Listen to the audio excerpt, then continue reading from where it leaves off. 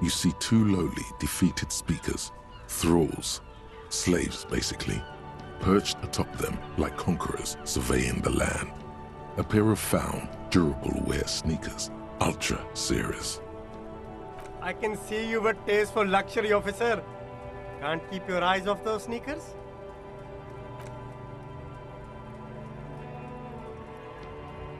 A pair of found Ultras. The design is impossibly sleek and simple. A futuristic silhouette with a sleek monochrome colorway, a jet black upper, and a silver-lined midsole. Those sneakers, mister. Those sneakers are the latest found sneakers. Super air, super fine, super cool. Only 50 riyal. Only? That's madness.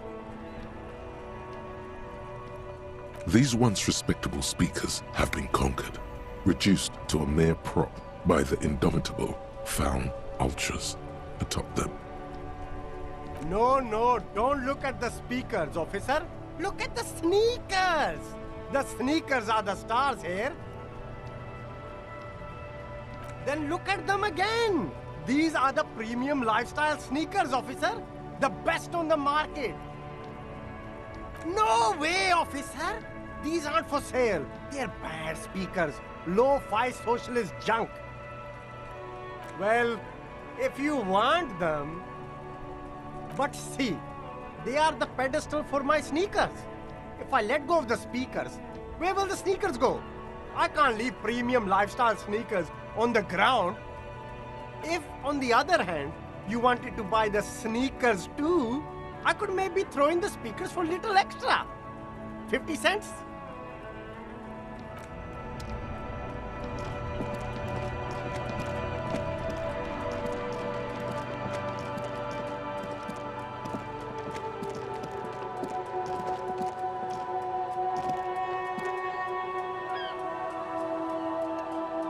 A crumpled billboard reading, Samaran butter soaks in the canal. Two ugly lines mar the bright countenance of the blonde boy depicted. Whatever it is, the boy on the billboard seems very happy about it. Goat milk butter. The Samaran terrain makes it easier to raise goats than cows, and the local goat farmers produce high-quality meat and dairy staples that add variety to other nations' diets. It's an acquired taste. Judging by the size of the impact and the parallel lines of burnt rubber, the cause was probably a motor vehicle. Side slip marks indicated that the vehicle was traveling up the crater at 35 kilometers an hour. The black marks on the roof indicate that the vehicle vaulted from the crater to the roof of the shack. The panel served as a takeoff ramp.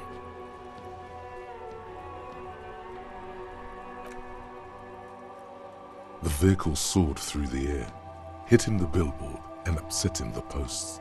Then it continued its flight, taking the billboard with it.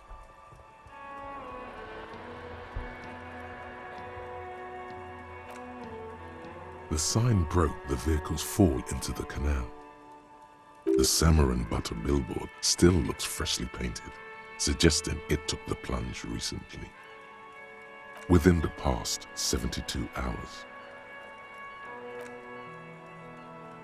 Still speeding, the vehicle made a loop and vanished into the fog along the coast. There are two good candidates, the Caprice 40 and the Linear G22.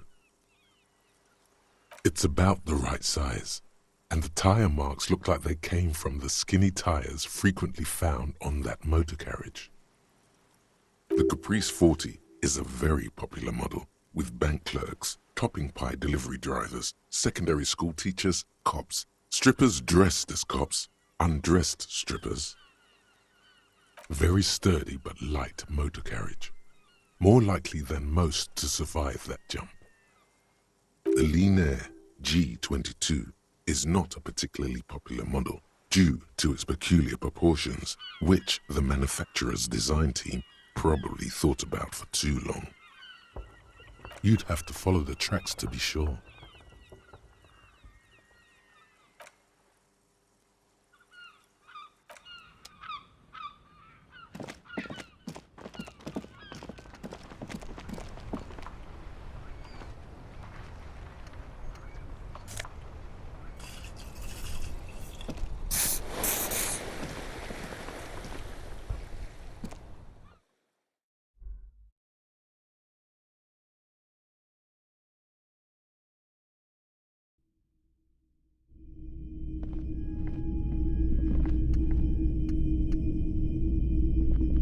Hello again. How can I help you?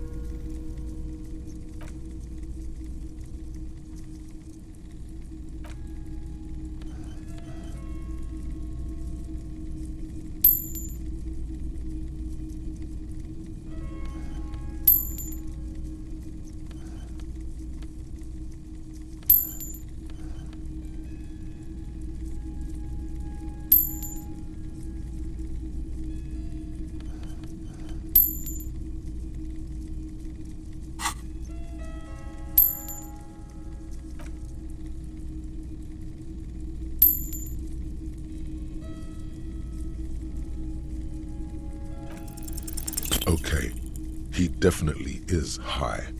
Whatever it is, you've probably done it, and many other things besides. But you can't cut through the jumble of sensations to get to the answer.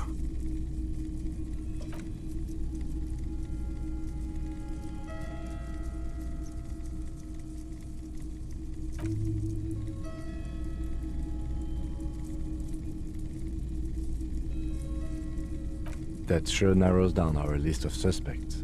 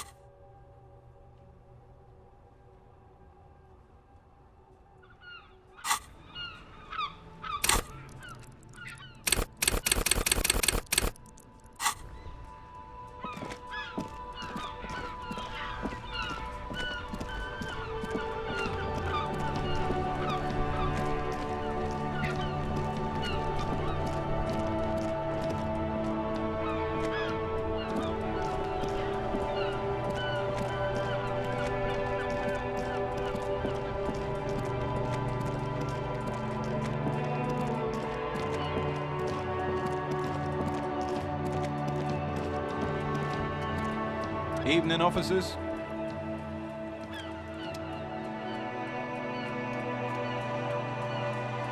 A rusting control panel with loose wires dangling out from the hole where an indicator light used to be, and a mechanical lever sitting in the middle. This panel usually closes the water lock, turning it into a bridge that lets you cross the canal. But there's a crashed salmon and butter sign in the way. Pulling the lever probably won't do anything. You pull the lever all the way up until the metal clicks against the contact pins. You hear a soft clunk. Then, nothing happens. Nothing happens. A cold gust of wind blowing in from the sea interrupts the silence of the situation.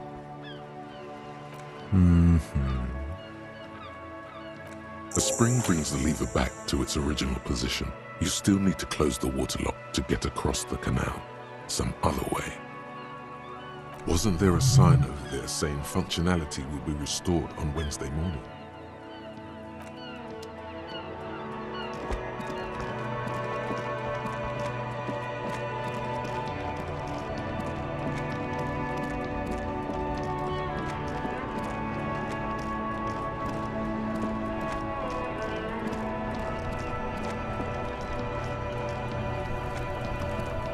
Hello again, my man. What's on your mind?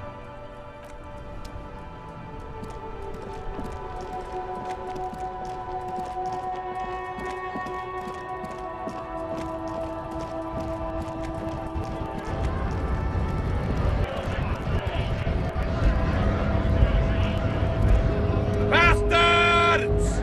We have a right! Hey! Work! Hold up and stay frosty, everyone! Cops are here! You have to fuck with us! Beat the honest worker down!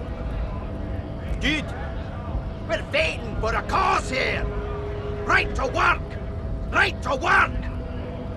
Besides, we're no that different. It helps if people see us talking. Cops and strike breakers together. Shows authorities are on our side. Builds confidence. Right. Rights. Workers to have gainful employment, to make a salary and feed their families. His manner of speaking is wooden, the tone of voice bland and uninspired, almost as if compiling replies from a set of learned phrases. Might be time.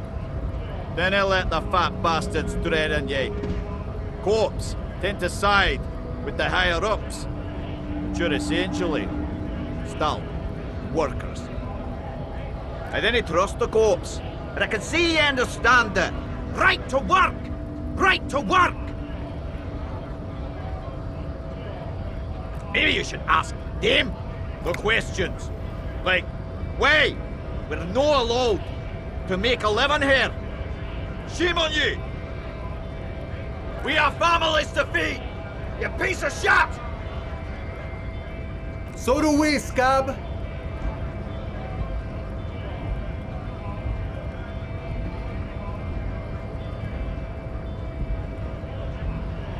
Not before you get in there and get your ass whooped.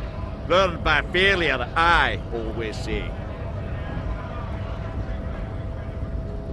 He might have some advice, but you got to at least try to fight Measurehead first. Return if you fail. Have fun. Union shites are on full strike. Then they think they're gonna let you through the gates. You trying to meet their fat boss.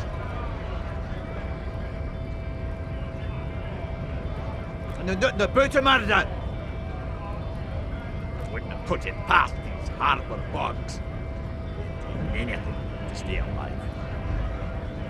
Right to work! Shameful. Cops doing nothing. Should run back up. Open the gates, but blockading gainful employment for workers is a crime.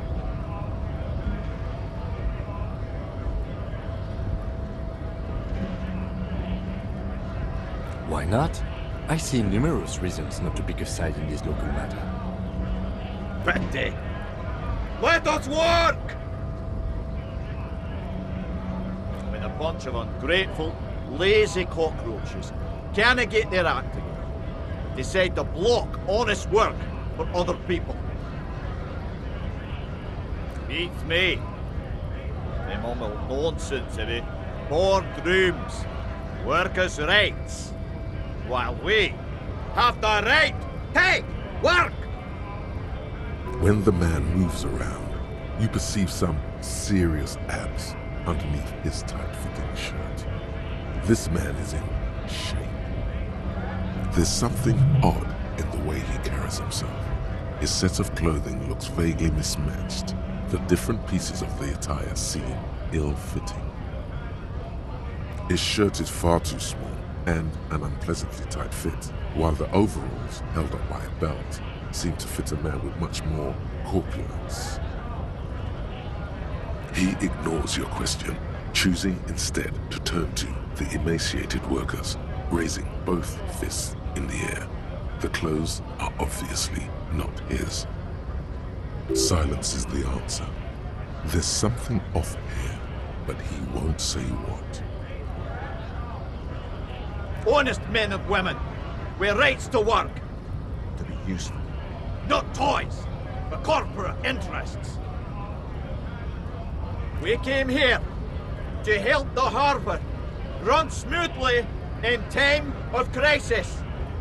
If union fucks, then they want to work.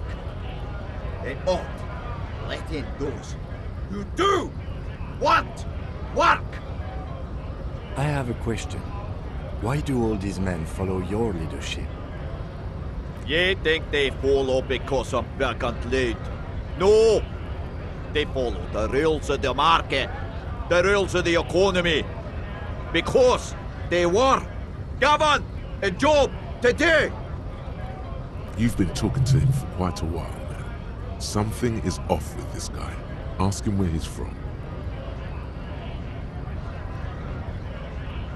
What's up to ye?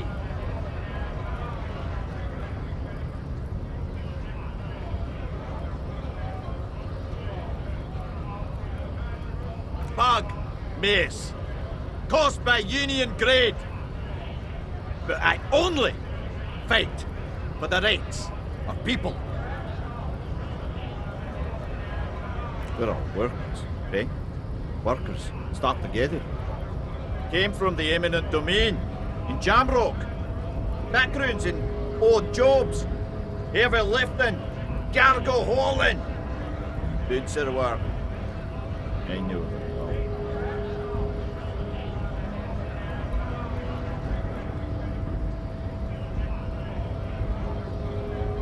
Worked at Territorial. Rang a bell. Uh-huh. Was a long time ago. We were promised work. We'd be in there, working, if the bastards hadn't shut the gates. Main gates locked. Would take heavy ordnance to bust it open. You tried to get in through the secretary's office. Doors locked. The guards blocking the way to the access panel.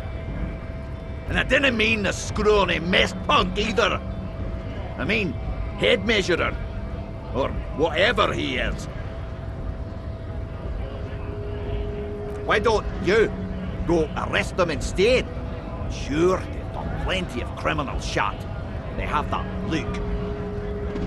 It would be better for the neighborhood if you went home, at least for now, if you can't get in anyway. No! They will give up. Eventually. Or get drunk. Leave the button unguarded. Then charge.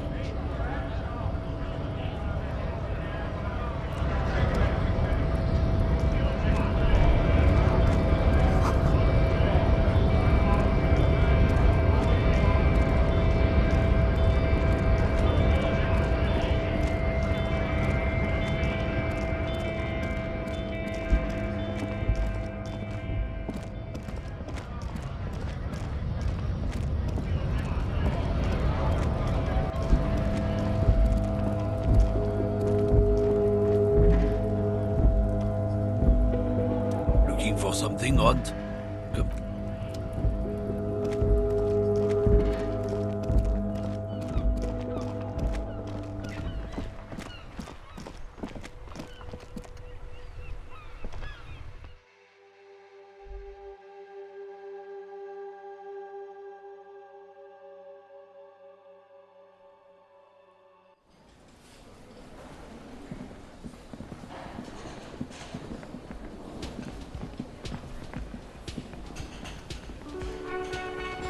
Can I help you?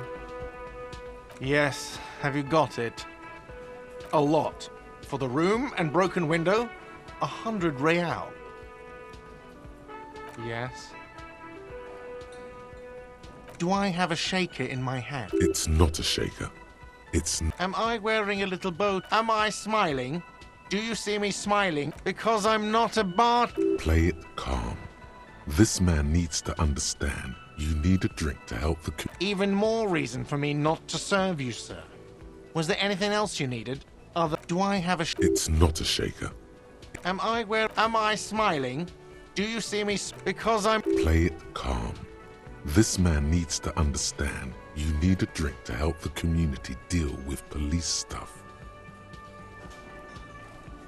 Well, you're not getting it, asshole! This is a thoughtful exchange, but can we move on, please?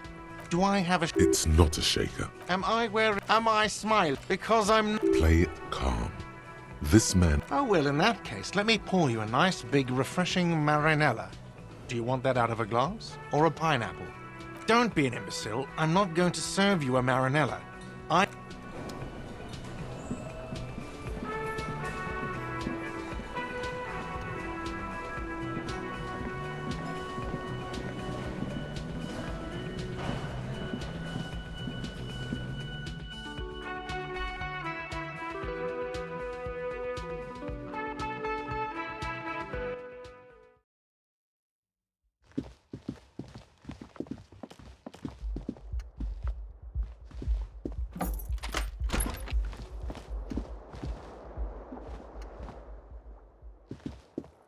The fan stands still. The lights are on. The lights are off again.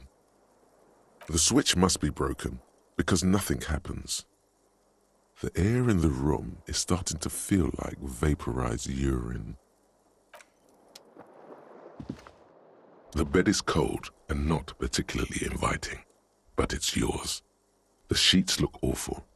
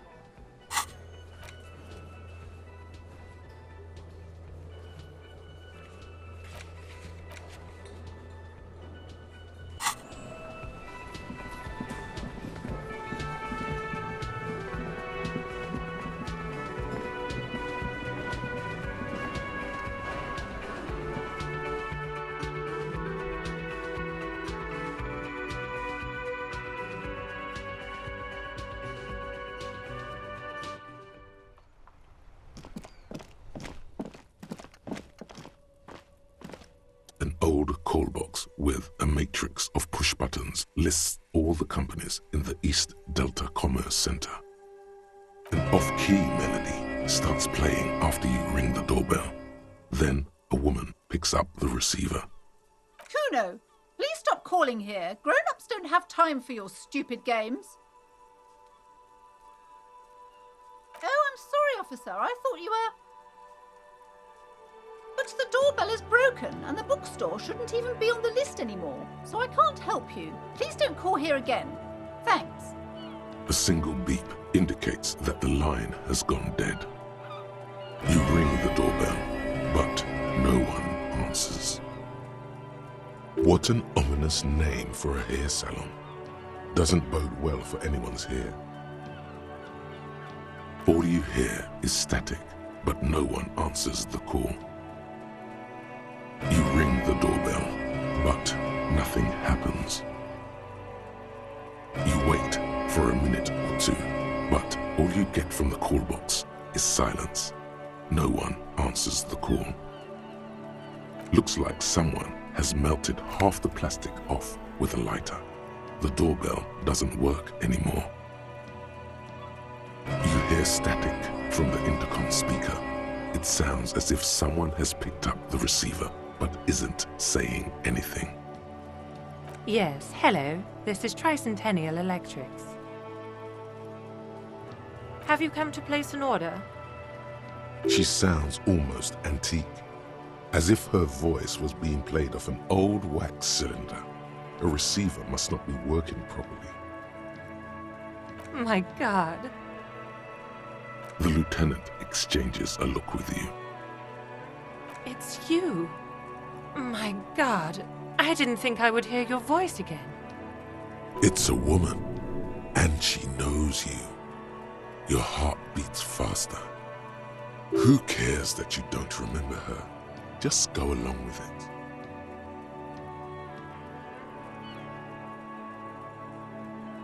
Michelle, just please. Why did you even call? I don't understand. You've been gone for months. I thought you didn't care.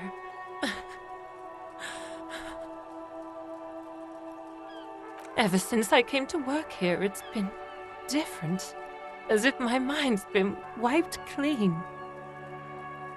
A spot of static overrides her words. When she speaks again, it sounds like she's submerged. It's so nice. It's so nice to be able to finally forget. She sounds like she's about to cry. She doesn't answer. Silence. The only thing you can hear now is static and waves washing ashore on the bay. Another seagull passes by. It's getting cold standing here, staring at the silent call box. It must have been some kind of faulty wiring. We should maybe stop playing with this doorbell. It looks ancient. You press the number sign on the keypad that terminates the call. 12 name cards on the call box read. Silence. No one's home at Fortress Accident. Silence. No one answers the doorbell. Nothing happens after you ring the doorbell. They don't want to talk to you. Silence. No one answers your call.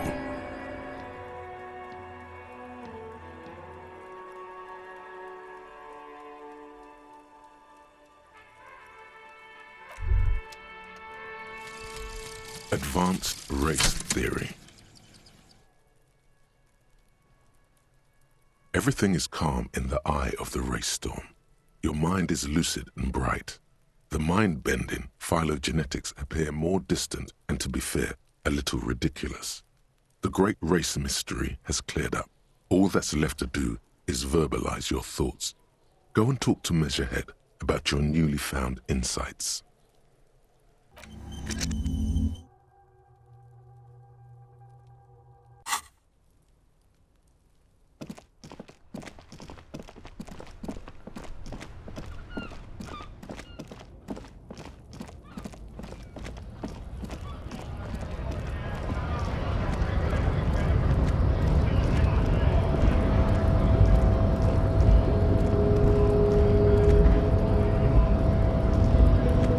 Hola, Wandering Man. How can I help you?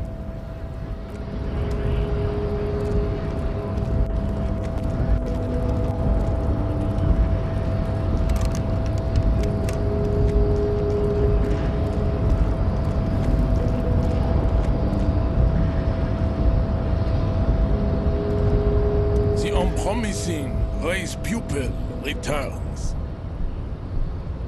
And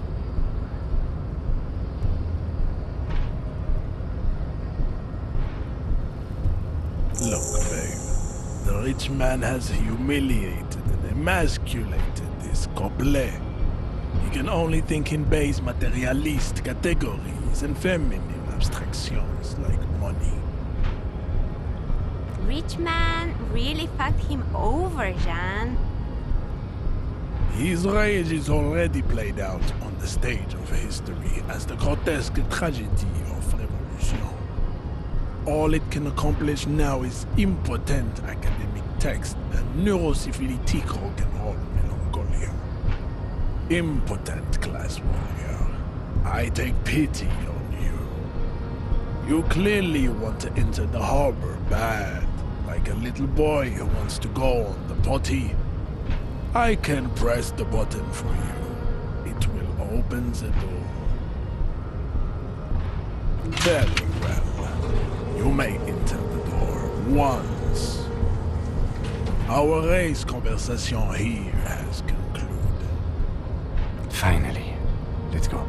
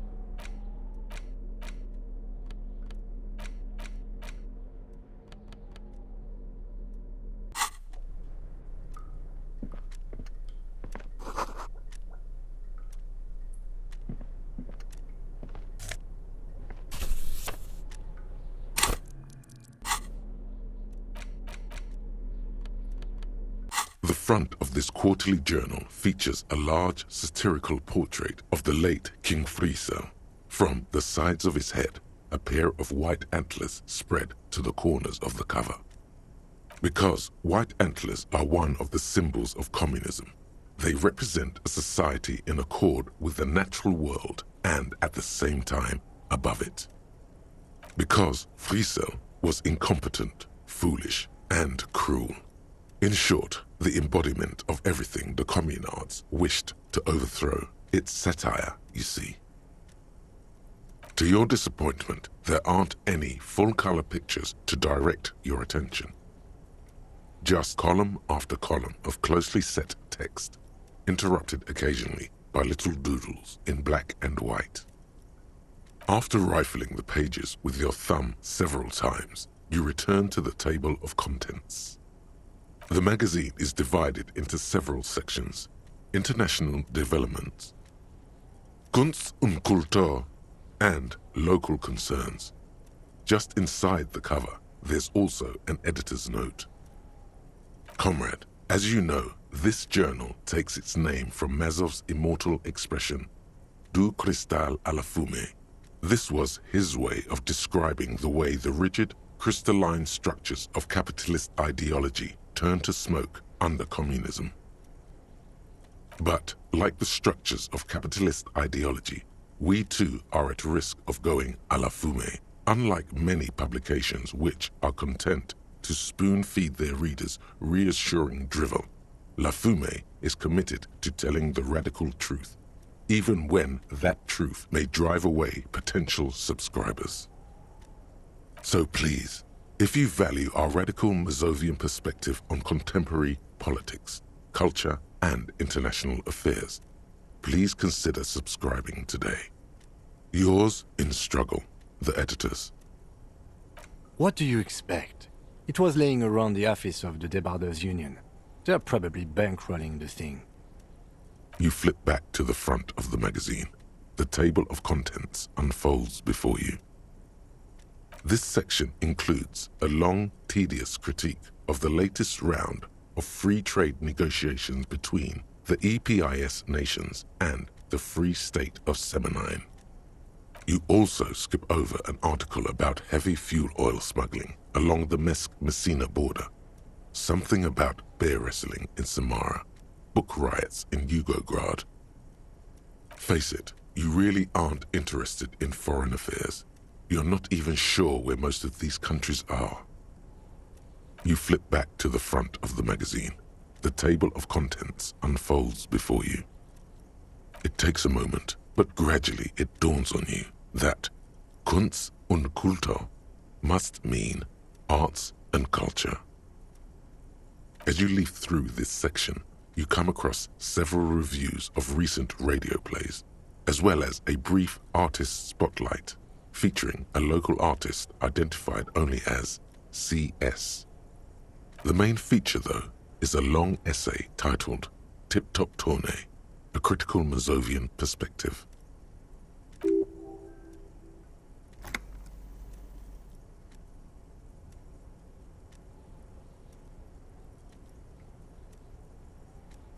This so-called artist spotlight is really just a brief Q&A, made all the briefer by the subject's evident hostility to her interviewer. You think you're settling in for a relaxing recap of the most recent season, maybe sprinkled with some nice anecdotes about a few of the more colorful drivers. Instead, you find yourself skimming a 10,000-word feature about all the politically problematic aspects of Tip Top Tournée. Where to even start? For one, there's the crass commercialism of its sponsorships, and then there's the practically criminal emphasis on deadly motor crashes. So, all of it, basically.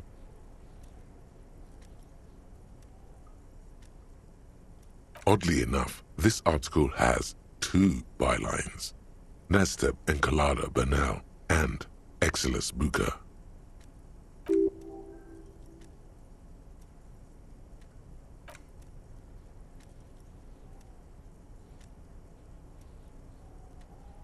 Under capitalism, the article says, every pursuit has its price.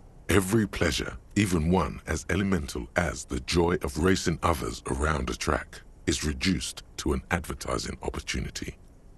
Thus, the so-called tournée becomes a competition between increasingly meaningless brand signifiers, your discount laundry detergent racing against a pack of Astra cigarettes, or even a fritta. And that precisely is what's problematic about it. Were it not for the promise of random, spectacular violence, audiences would quickly lose interest. At the end of the day, it's the destruction of these 750,000 real races that you're really watching for.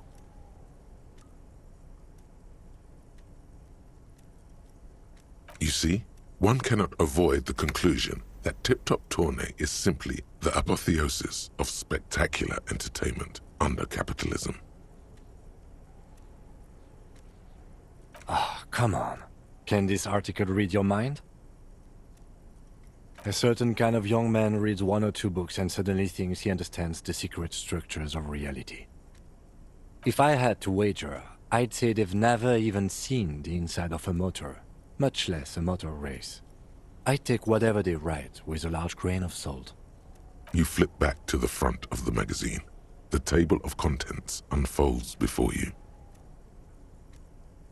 Unsurprisingly, much of this section is taken up with articles declaring unqualified support for the dock workers' strike. You skim the headlines. Paint the harbor red and white. Martinez tames the wild pines. A city in revolt. First we take Martinez, then we take La Delta. Finally, there's a brief article by the writer G. Martin accusing the owner of the Capeside apartments of illegally attempting to evict certain communist tenants simply for not having paid their rent.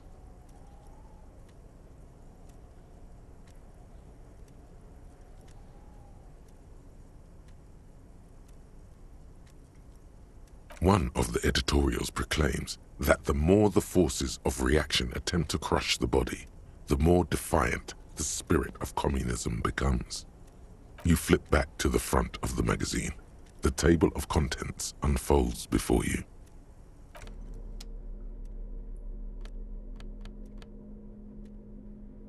The note is written with a blue pencil on a piece of lined office paper. The kitchen magnets have left spots on its surface.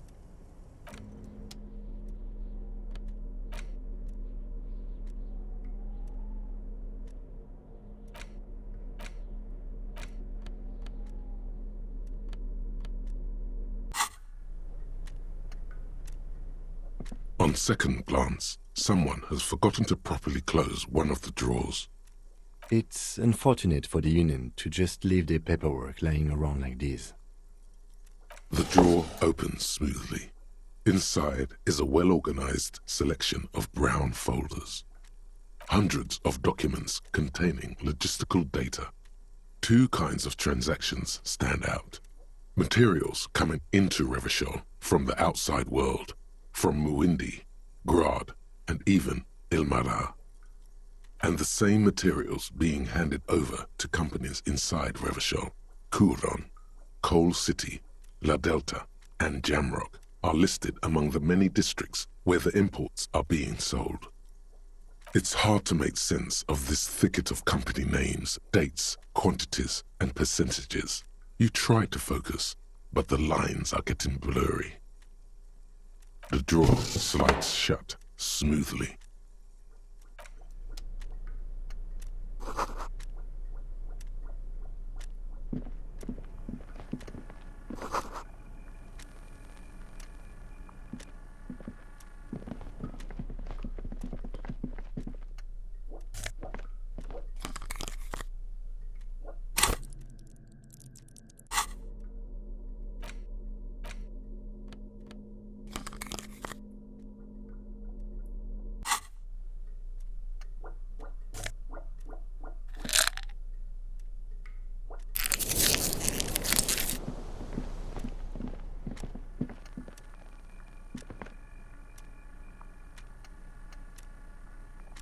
An imposing combination of a punch clock and a payphone is looking down at you from the wall.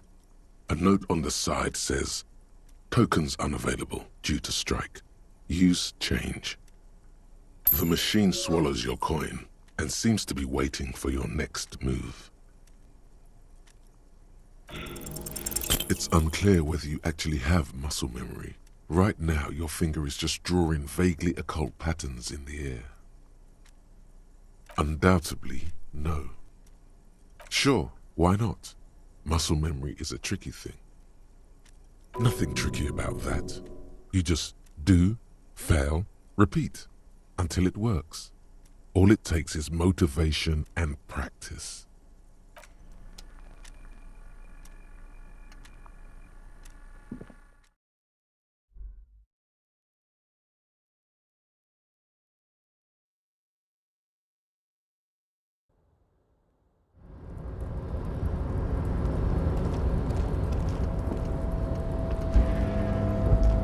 Looks like someone left his tarpaulin cloak hanging on the railing here. The white rectangle of the Revachol Citizens Militia is clearly visible on its back. Yes, it was probably you. It does bear the RCM insignia, after all. The service cloak issued to you by your station? Yes, I do. As your fingers touch the tarpaulin, it almost feels like the cloak wants to deliver a message of comfort through your fingertips.